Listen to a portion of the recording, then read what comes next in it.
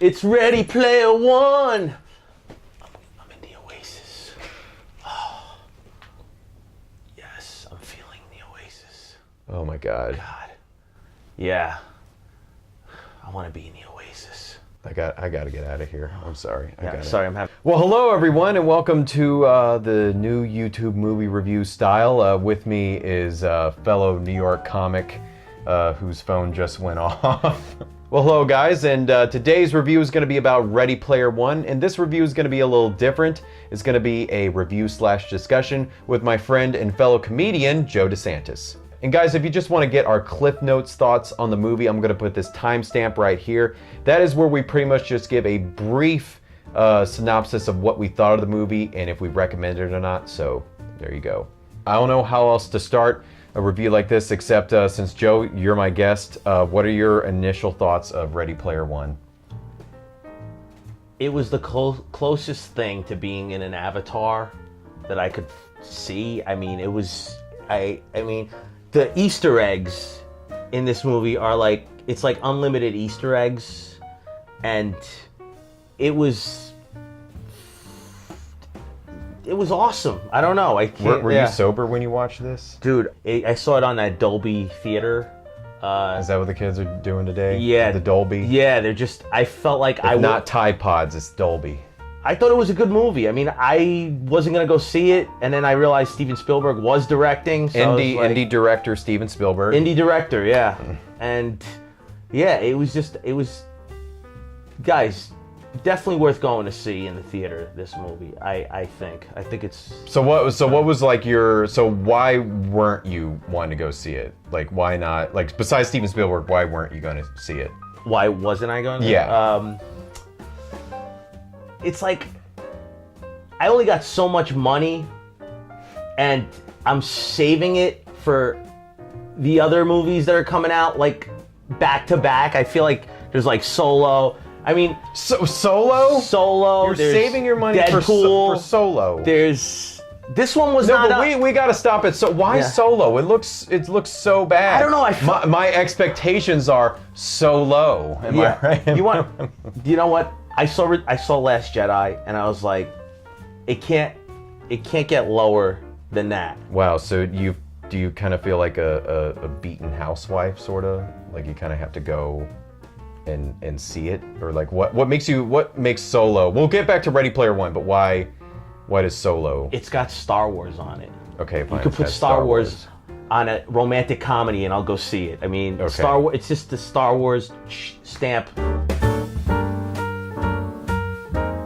Steven Spielberg's been doing a lot of movies that are more serious, like Tom Hanks, Spy, The Last Spy Thing, or whatever that came out. The Last Spy Kids. Whatever, Spy Kids, or whatever. There was some kind of, I don't know, he's been doing like these, and this felt like more like in his realm back in the 80s with like E.T.-ish stuff going on, Jurassic Park in the 90s.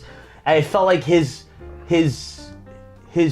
forte, or his niche, where he could just direct this in his sleep, you know? It's like that's what I really liked about it. It was definitely a throwback to the 80s style of his directing, and I think that just that Spielberg, something about it like just gave me this sort of childlike feeling.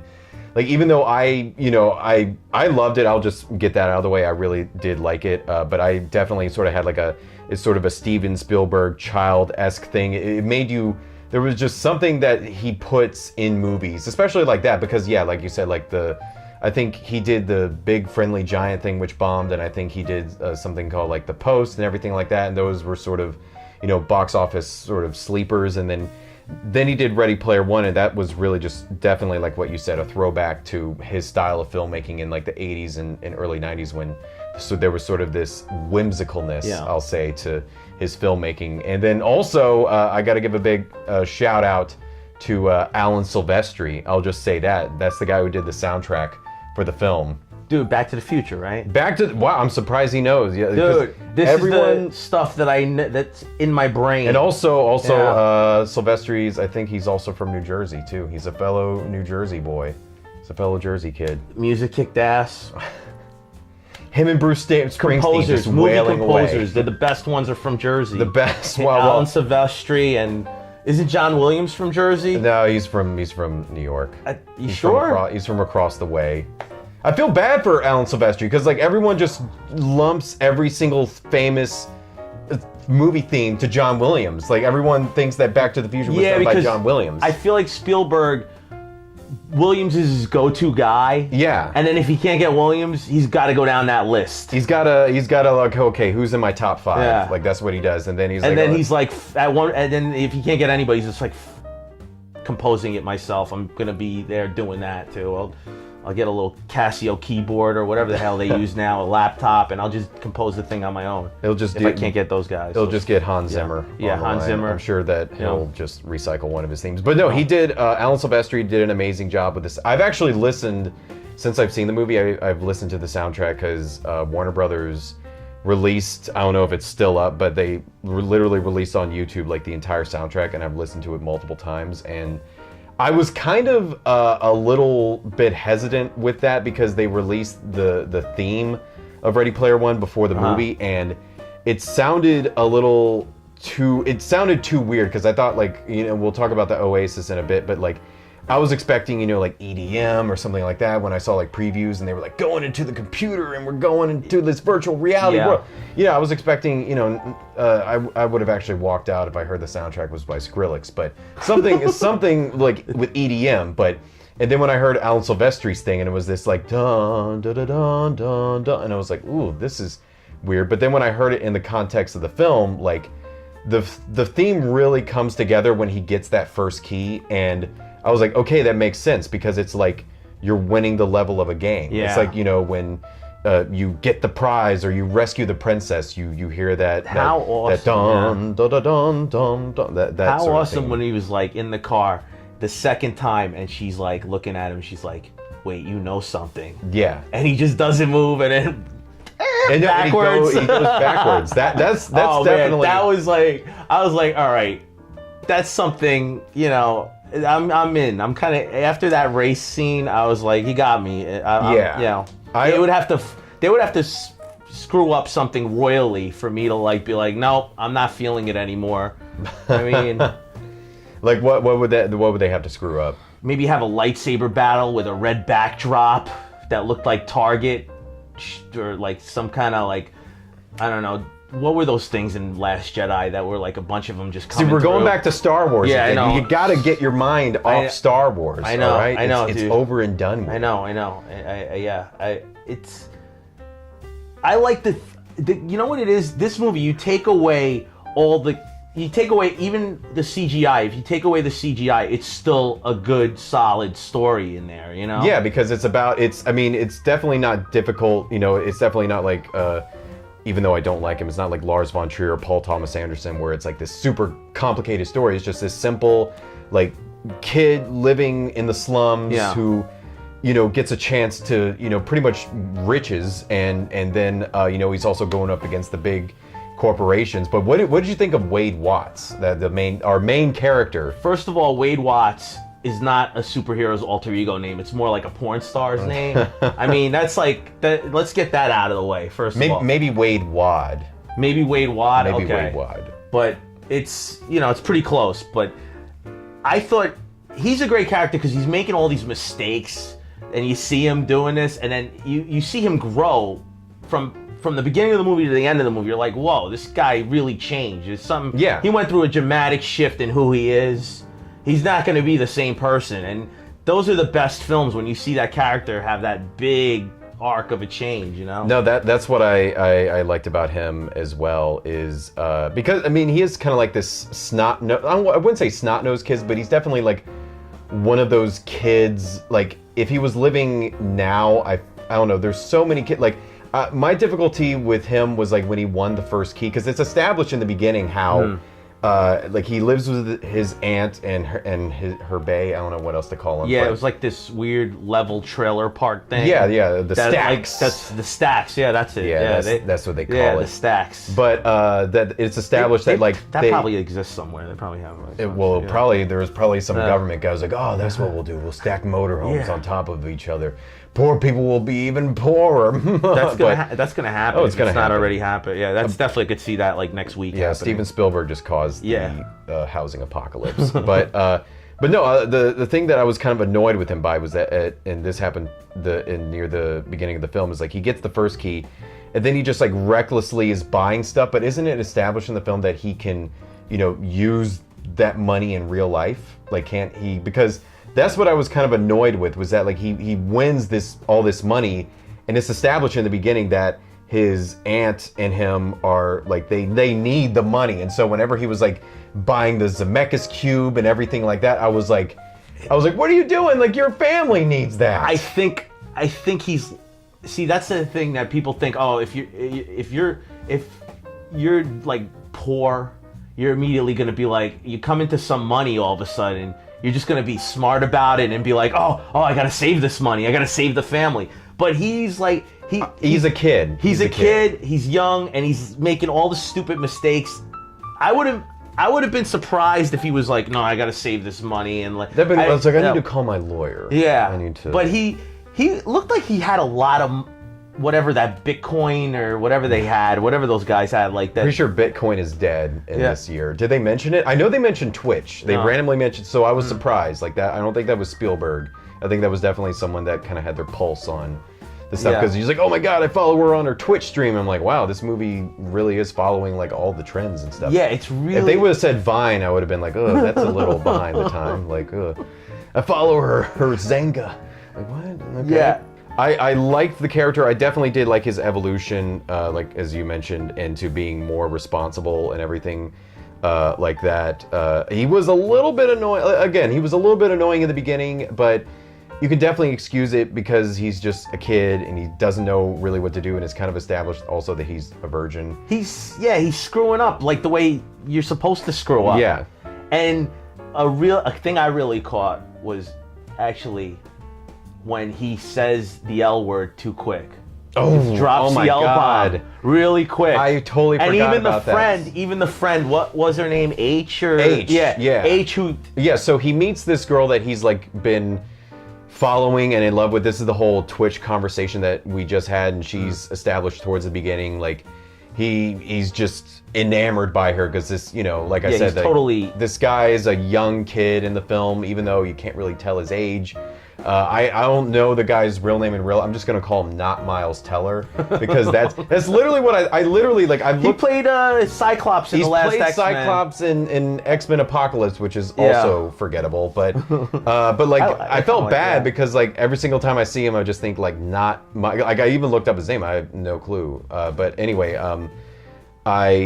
so he falls in love with this girl, and there's a scene. Well, I shouldn't say fall in love, but he gets enamored with this girl, and this is where the whole thing. Yeah. He gets the first key.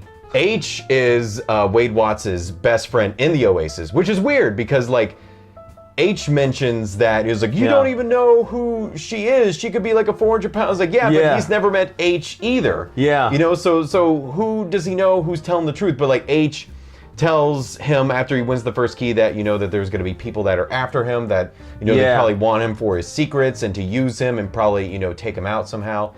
And I got the sense of it made sense after when they reveal who H is. Yeah. That it made sense that to get that advice, because it sounded you weren't sure if H was like this kid his age or but they seem like a little bit older and more. I knew because of the cast list. That's how I knew. That's why. Okay, that's what Ty should have looked at the cast list and was like, oh yeah, she's H. Yeah. But so they go to this. Yeah, and this is a long setup for what we're trying to get to, but it's definitely a cringy scene. But like they go to this dance club within the Oasis, and they start having this dance party and everything like that. So when is the L word? Oh yeah, so he definitely does just meet. It's almost like this I love you, and then what's cool? Oh, I just got when he said that, I just had flashbacks of like high school. Yeah, when it was like when I was like pouring your heart out for a girl, and then she's like, okay, thanks, and you're like, yeah.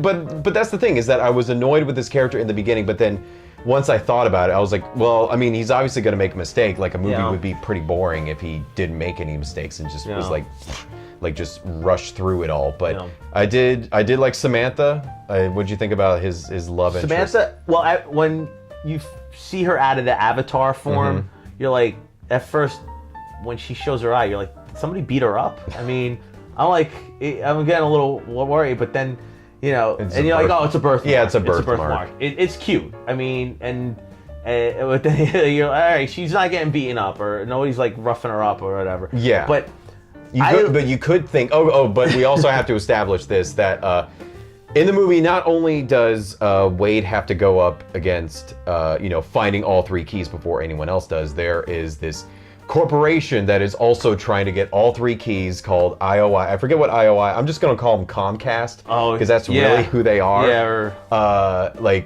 It was definitely their whole, so it's pretty much this like evil corporation that is trying to find all 3 keys. And IOI owns like for now in the movie owns the Oasis, and so they're trying to have like reside over the entire thing, so no commoner can own it. And the person who is who runs the IOI is played by Ben Mendelsohn.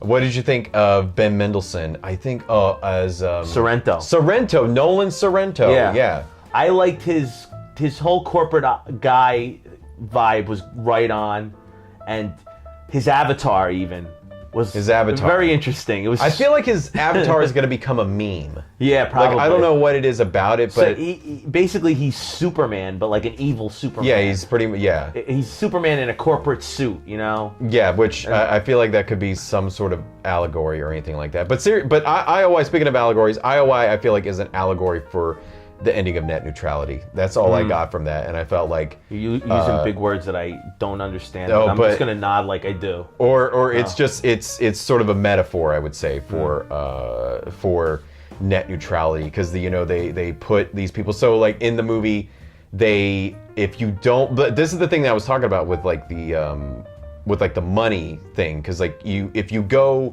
to 0, like if you lose all of your coin within the Oasis, like someone shoots you and then you die, you lose all your coin, and that's and you're broke. Yeah, you're broke. You're literally broke, not only in the Oasis but the real world as well.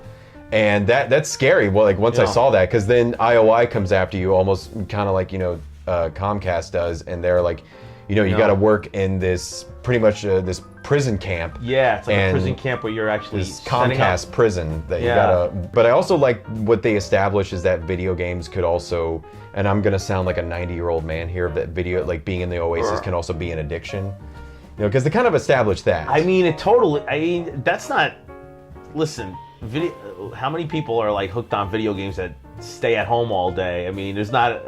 We're talking about you millennials. No, you guys out there. But yeah, I liked Ben Mendelsohn in that character role and his avatar and everything like that. I, for some reason, and it just may be me, I was a little bit distracted by his teeth. Like there were a few scenes where I couldn't tell if they were fake or that's how his teeth actually looked, but he kind of had like like Caesar Flickman teeth from like the Hunger Games, like they were kind of like protruding out in some parts. Like, are you talking about like Judge Doom teeth? No, not Judge like Doom. Like cartoon big. No, but like in some, like they would do like downward angles, and I felt like that I was like in his molars. Like maybe he had veneers. Maybe for during like the making. Maybe for like the character or something like that to make it. But he's very, very methody. One thing that I think might turn people off from seeing this movie is that, like, and I've heard this from a lot of people, like the references. Like some people might think that they're gonna do too many references in this. I mean, references. What'd you think about like the references, like the pop culture things that they did, and some of the other stuff that they were doing? I thought they were great. I mean, you could spend the rest of your life analyzing this movie between going to the theater or whatever, getting it on Blu-ray or Netflix or whatever, and just watching every single scene, and you probably still couldn't catch up to all the little pop culture references. I mean, it's unlimited. Yeah, even Spielberg said that, that like the animators would put like little things in there. Like he said something about like a gremlin or everything like that. Yeah, I saw that. He was like, who put this gremlin in here? I didn't. Yeah, I'm like, Spielberg, did you even direct this movie? Why did you not even know about this? But the thing that I'll just tell people, it's not overloaded with references. Like, it's not nostalgia of the movie. It's not, it's not overblown. There are a couple of parts. I will say there were a couple of parts. It's like a character of the movie in itself. Those nostalgia things. They just only served they kind of push the story along, but they're not, they're not. It's weird. There's so many things around you that it's almost, you're not I wasn't distracted by it. There was one moment. I will say there was one moment where I was distracted. And that was the part where there were Wade Watts and Sam were talking about James Holiday and how they, sort of worship him.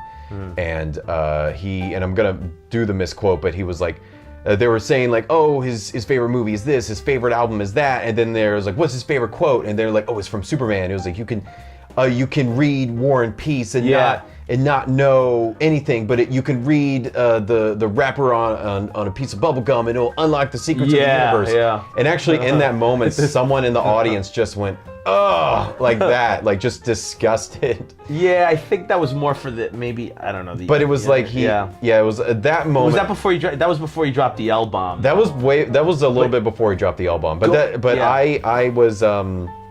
I was definitely like, I was kind of feeling it too, because there was like way too many references. Yeah.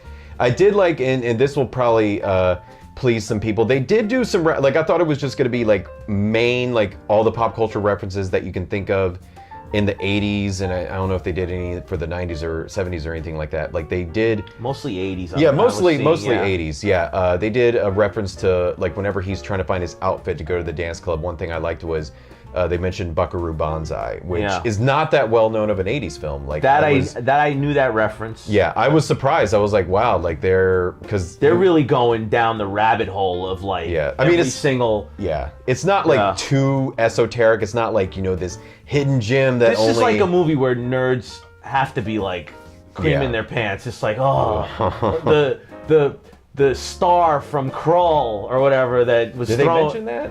I heard today I heard in an interview something like they were talking about that was thrown. That was the ninja kid was throwing. Oh, that was from Krull. Okay, which was like, it was one of those movies that didn't do that well, but then it got like a one of those cult followings. Well, I don't think Buckaroo Banzai did either. Buckaroo Banzai, they're movies like straight to video movies that that just gained a following from video rental video. Yeah, that's the one thing that I liked, was that because he was like picking outfits to go to the dance in, and he was, he picked Thriller at one point, and I was like, oh no, they're gonna stick with this, aren't they? They're gonna stick with this. And then I think H was like, no, and I was like, oh, thank God.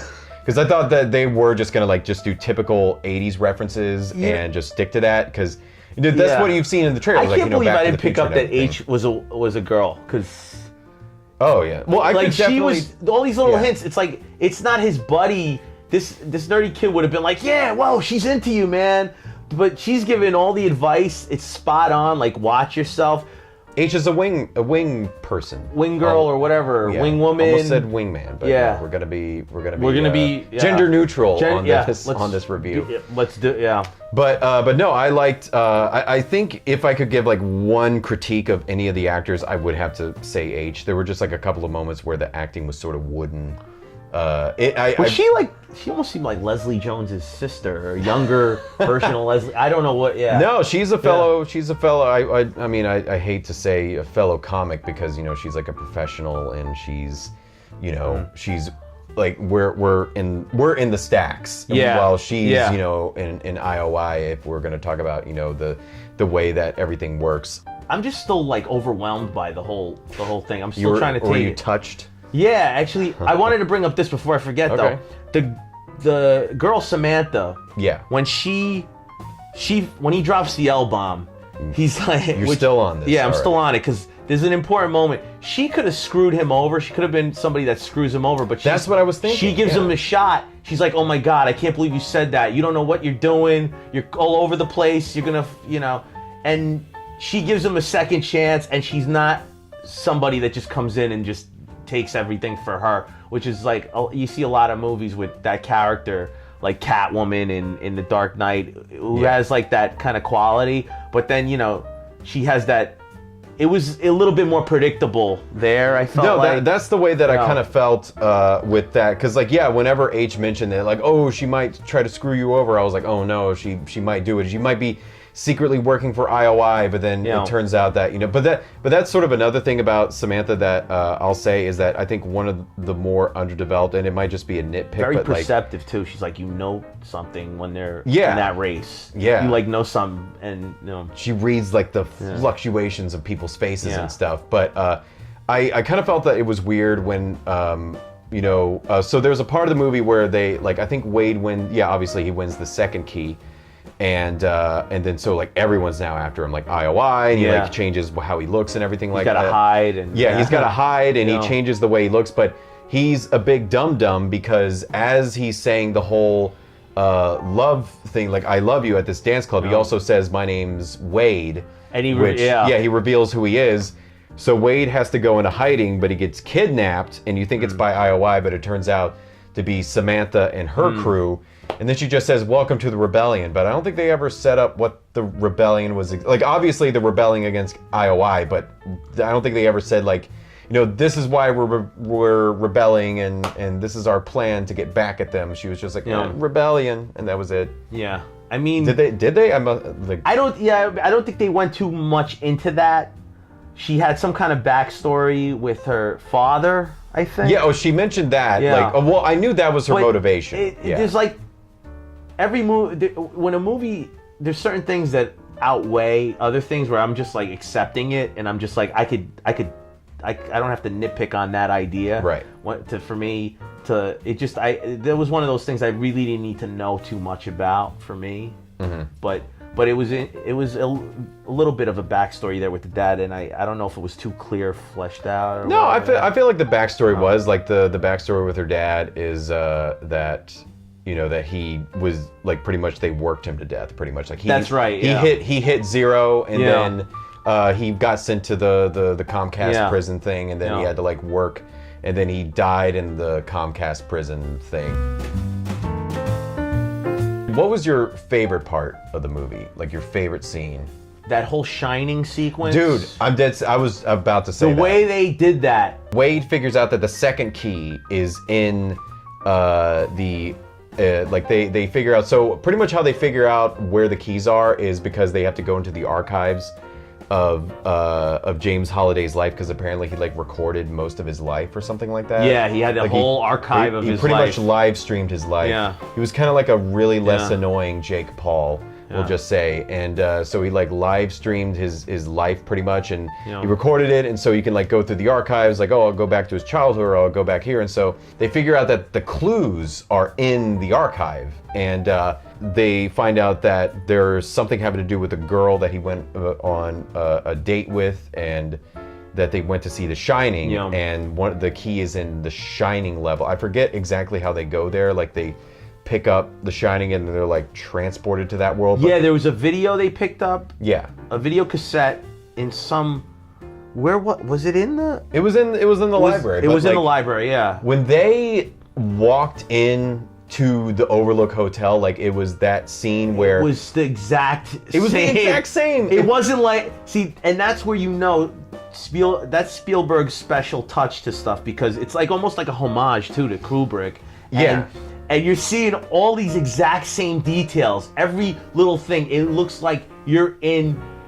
I almost got sucked into the whole thing. I felt like I was in the Avatar world of this, and it looked like everything looked real in that sequence. No, they could have made it really cheesy. It really. I mean, I literally gasped. There was care. There was really a lot of care done in those shots and everything, because you're getting scenes from the movie that were recreated happening with those characters, though, this time. That's what I would, and that got my mind thinking, there's so many other movies that I would want that to happen in, for them to just be transported to that movie. But it's such an interesting choice too, because you're seeing moments in that film that were pretty dark, and every movie, every part of The Shining's dark, but to pick that. The moments that they picked, the scenes from that particular movie. Yeah, they're the most famous ones. But then again, they added some other stuff, because he took liberties to add certain levels, like zombies and stuff, because that's not in The Shining, obviously. It's almost like a Jackson Pollock splash, this whole movie, of different nostalgia from every which way. Video games. That's what I really liked. Culture. That's. It's like you could go back. It's like an everlasting gobstopper of fucking nostalgia meets. Which that's another reference. Great story. Yeah, but no, that when they walked in and the Overlook Hotel looked exactly when the hotel looked. I feel like we're just gonna call this review the nostalgia review, but like. When he walked in and you see that whole shiny thing, like my jaw just dropped. I was like, wow, I didn't expect for them to do that. You know, I wish they would have shown a CGI Jack Nicholson. That's all I wish. I think, like they were about to, because like there's one point. You know what? I think. Yeah, because they get lost in the snow maze. I know what you're saying, but I feel maybe it had to do. It could have been two things. Maybe it would have Spielberg. He didn't want because they would have to pay Jack Nicholson something. Whenever stuff like that, they have to pay an actor. Who wants to see that famous actor's face? Who wants to see that? No, but at the same time, I think having the axe there and just giving the hint that he's there without seeing him on screen, I think it's a better choice. I guess so. I don't want to sound cheesy, but like it's like the psycho Alfred Hitchcock way of like less is more. Less is more, exactly. What didn't you like about the film? The whole school group of kids that worked at the IOI that were trying to figure out the problem, the problem to the video game. I thought that was kind of funny, but it makes sense. I guess it would be a younger group of kids, and they're all like kind of. Some of them are like kind of like in the corporate cult, and they're programmed, and they're just in it, and they just want to get ahead. They want to get ahead. They want to. And then other ones are kind of like, oh, I don't know about this, but I'm just going to do this for a while. I guess that was good. I mean, it's really hard to nitpick. I mean, it's hard to really say there was a bad thing I didn't like about it, but it's easy to nitpick certain things. One thing I think that kind of took me out of it, but it was still kind of heartwarming, was when his friends were all reunited. Like the ones that were in the Oasis, like when he meets up with H and he meets up with like the guy, the two Asian people. I don't know what else to say. I'm so sorry. I don't know their names. I'm very sorry. I'm not racist. I just don't know their names. But that's the best way to describe them. It was cool that there was one. The two ninja. I'll say the two ninja guys. Because their avatars were ninjas. Yeah. That was cool that they. But the thing was, like, how did they get there so fast? Because like the whole thing with Wade, like him winning the keys and stuff, that probably happened in less than a week. Yeah. It's like, I need you. Like like Samantha probably sent out the call, and they were just like, okay, cool, but are you going to pay for my airfare? Like, how am I going to get there? Like, that's probably what they were doing. Yeah, it's like they all lived close by to each other. Yeah, it's like Columbus, like that. Ohio. Like Columbus, Ohio is like New York now, like in the future. I don't know. And plus, I feel like that's the place to be now. I mean, I guess it doesn't matter when, like, I guess 23 hours of your day you're spending in an Avatar video game or whatever the hell. Yeah, but even when they're sleeping, they're putting that thing on. Probably. Yeah, well, they're addicted, How could that not be addicted? I'd be in that thing every day. I would. I'd be like, this life sucks, dude. I could make money and be whoever the hell I want to be in that world, and just like I mean, it's that's scary. No, it is. I mean, they mention it. There's another movie called Surrogates that is not as good, but they kind of touch on that whole. Thing of like, you could be in another body and be whoever, like you could be a fat 100-pound guy, but you could get this, this surrogate body that, you could be this buxom blonde, that kind of thing. Another thing you could nitpick about, it's not dark enough or it's not apocalyptic enough. No, I wouldn't want it to be. But there's been movies like that. The Matrix has like a similar kind of being red-pilled kind of feel. Yeah, but this is what I like about it is that it's light and it's friendly and it's approachable. Like the Matrix, especially the sequels, they definitely got bogged down. This is the most fun that I've had at a movie in, I can't tell you how long, like well over a year, because like I was just like with the audience, with like every laugh, with every I feel like you really cheering. opened up with that. I know. I'm sorry. I feel like tear. I you know what? A little tear just rolled down my face. I didn't cry or anything, but I did get emotional when we'll just skip to what happens at the end. So, Wade obviously he does. That would really suck if IOI gets the key and then like the movie just ends. Like they end up getting the final key. Like that would just be such a half-baked ending. But he gets the final key and then he's transported to James Holliday's childhood home. And I don't know what about it got me like emotional but like that was. But it transports him to his home, and like he is as a little kid playing, you know, like Atari or something like that, like a video system from like way back in the day. Because you've seen him and then the younger version of him. Yeah. Oh, that's probably it. And he's a guy that when you see the younger version of himself and him, he's kind of like, I kind of screwed up a little bit. Yeah. And you're getting all these, and the relationship that he had with, what's his name? Simon Pegg's character. Yeah, Simon. Yeah. Who Simon Pegg was more out of the whole, he was about having a real life outside of the video game world. Because he ends up marrying the girl that he went out on a date with. Yeah, it's about Mr. Steal Your Girl. Yeah, he missed it. He blew his shot, and then that created some animosity there, and that's where I came up with the Zuckerberg kind of theme, the slight Zuckerberg. I guess just a hint of it, like because he did shut him out somewhat, didn't he? Shut him out from the business or something. I think he did a little bit. I think definitely from more of the creative aspects, but I mean, so there weren't any like glaring errors. I don't know if it's like there wasn't anything that you didn't like about the movie. That robot at the end that the one kid was the Gundam thing. I would have wanted it to be a Voltron thing or something. But that's like nitpicking Gundam. again. I'm nitpicking, you know. But I like the whole like that's the thing that the audience went crazy for. The audience that I saw it with, it looked cool as hell. Once he said like I choose the form of like Gundam, everyone was like, oh my god, and like their minds exploded. But it's like I think I heard Spielberg even in an interview earlier I was watching. He said that, I wanted this to be okay with people. I wanted people to get this movie, even if they didn't know anything about video games and stuff. Yeah. And you could get that because it's like I could not know any of these references, and I would still like this movie. It's definitely meant to be seen in a theater. Don't wait to see it on, your computer or stream it on Netflix or anything like that. Like, definitely go to the theater and see this. I mean, you can even wait till like it's a matinee on like a Sunday or something like that. There was a couple people I talked to, and they said they fell asleep. Probably because they were so overwhelmed by the awesomeness. Maybe. But like, I don't know how you could fall asleep in this unless you like didn't sleep for a week. I mean, it had me. It like pulled me in, and I guess I can't. I don't know. I can't really think of anything. That I could say that was bad about this movie. I mean, maybe if I watched it a second time, I'll be like, oh, that. But I don't know. So, I'll just finish up with this. So, would you recommend this movie? Definitely, yeah. If you're into good story, great special effects.